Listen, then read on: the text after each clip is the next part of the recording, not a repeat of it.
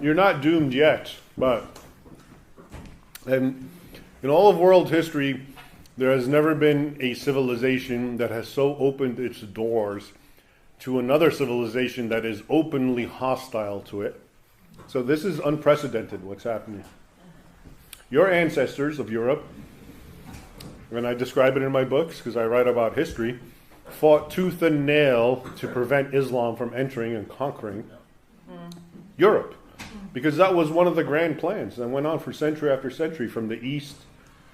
The Turks were trying to enter Constantinople. They surrounded Vienna in 1683. And before that, the Muslims, I told you, went up into Tours in France in 732, 1,000 years later. This was an actual goal. And now Western Europe is saying, oh, none of that matters. It was a misunderstanding. Come on in. But they haven't changed. That mentality, and when I say they, that's obviously, I'm simplifying. The mentality that I've described is part of Islam. It's an Islamic concept.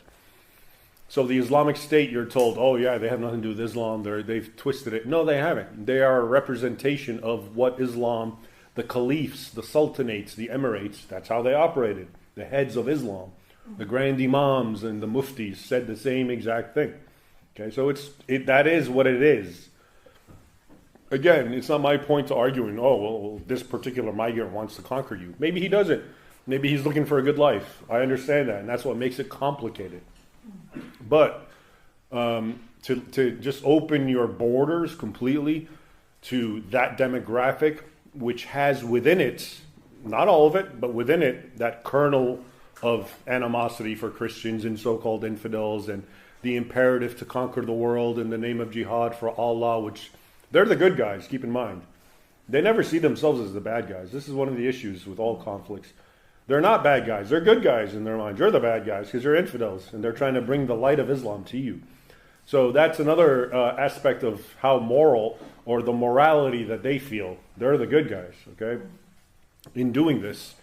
Because look at you, Denmark and Europe, you're all dissipated drunks and, profligates and, there's no real... I'm sharing with you their arguments because I read it and I hear it. So they're bringing to you goodness, okay?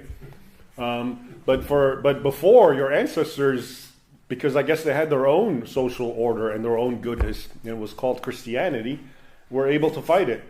But I guess in this current void of sort of this atheistic climate, anything goes, and who's to say they're wrong? Maybe they're right, etc., etc.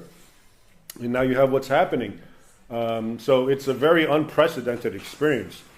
A lot of people talk about the Roman Empire, this sort of thing happened, but it didn't, and we can get into that. It was actually, they were still cognizant of trying to maintain their own social, cultural mores, Rome.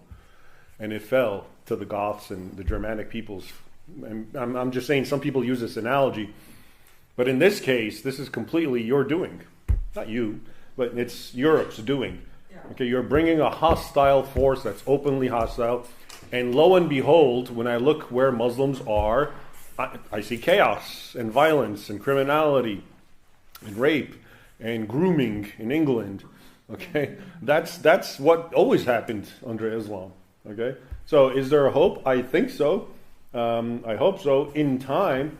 But it's so bad that it even had to get to this point. It's such an abnegation and betrayal of your own heritage, of these men and women who fought and died to preserve your way of life against an open, hostile force, and now they're being welcomed in, and why not? It's okay.